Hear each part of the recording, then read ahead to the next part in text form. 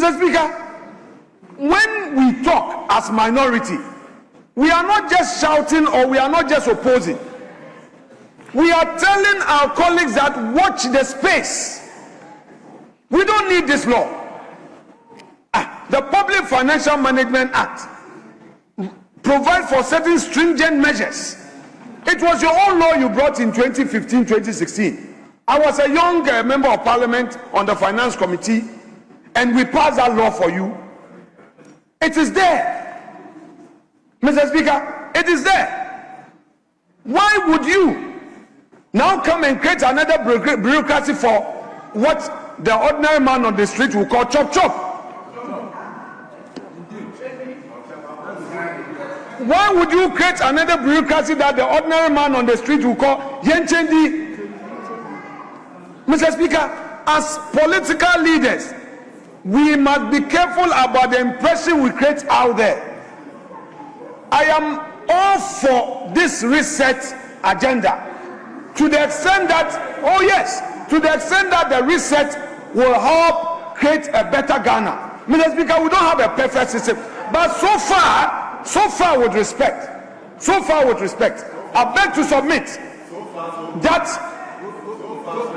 you are a walking contradiction. So far, I must submit that you are a walking contradiction. You have not lived to the promises that you made. Otherwise, why would you? We have a deputy chief of staff who has a company. Then Gold Board would award 11 million sole source contract to that's a typical example of your working contradiction. It's a matter of fact. I can furnish you with a document. It has not been denied. It's not coming from me. So note your points. It is not coming from me. I'm giving you an example that I'm saying that these are matters in the public domain. Gold Board says it published the contract on its own website. It's not Afenyo-Markin, where you will take me to privileges. This is not me. So if you are in a hurry to take me to privileges, this is not me. It's not me. Gold Board says that the contract, the 11 million contract is awarded on sole source, has been published on its own website. That is fact number one, not me. Two, the owner of the company has not come to deny. He wrote publicly and said, but my party is in power. Should my business not work? Should my company not work? He himself admitted. So nobody should carry any impression that Afenyo-Markin says. It is the facts. The prayers themselves are saying so. Jamie, me na kesanie. Je Afenyo-Markin ewiyo. Amedencha ameke. Amenyeshka. They themselves said so. Ayoni, Mr. Speaker, they said that they did the business. To which they have awarded the contract to themselves. They say everything was clean on sole source. And I'm saying that if the government is saying that it wants to cure sole source and ensure value for money, we don't need a new law. We don't need a new law. We have the PPA Act itself. In the PPA Act, when a document is submitted, PPA is required to do value for money. It's supposed to validate, verify, and do its own checks. So that in itself, a form of value for money. We government should rather strengthen PPA Act. After all, government brought an amendment to this house for the PPA law.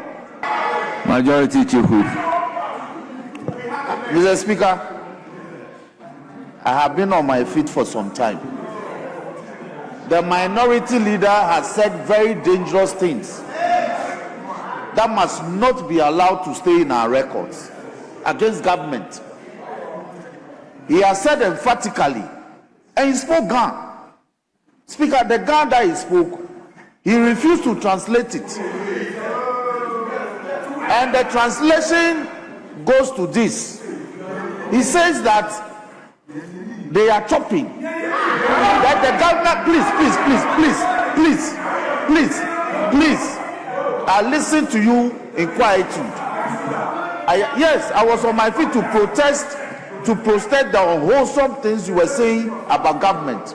Well, and they are in breach of Order 93.5. Mr. Speaker. If indeed minority leader said things in Ghana, which, as a matter of fact, has not been translated into English, then I will consequentially direct that based on Standing Order 63.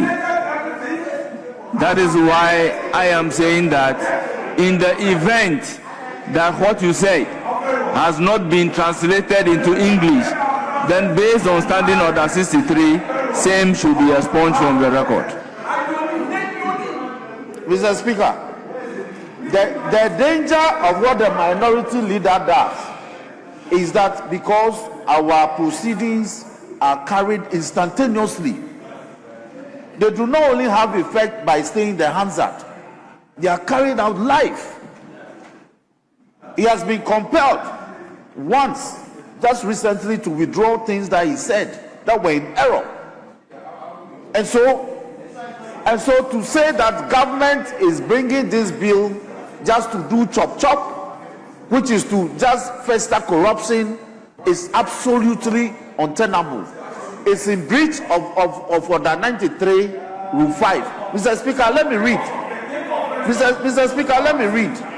Please, Mr. Speaker, please. Can you comport yourself? I am not your junior. You cannot intimidate me. I intimidate you in this chamber. Mr. Speaker, he has to withdraw. No. The minority leader, you cannot walk away when I'm taking objections to comments that you have made. You have to be here to listen. That's the practice. Mr. Speaker, he has said that government's intention of bringing this bill is to encourage corruption and chop. That is in breach of Order 93, Rule 5. So it must be expunged. He has further said that the intention of government is actually to create and share. That portion must also be expunged. Do you understand? So, Mr. Speaker, I have been trying to get these objectionable comments expunged, but he has completed his contribution, and so I leave these matters entirely in your hands. That those comments absolutely breaches Order 93, Rule 5. They are unwholesome and they are unparliamentary, and they must be expunged, Mr. Speaker.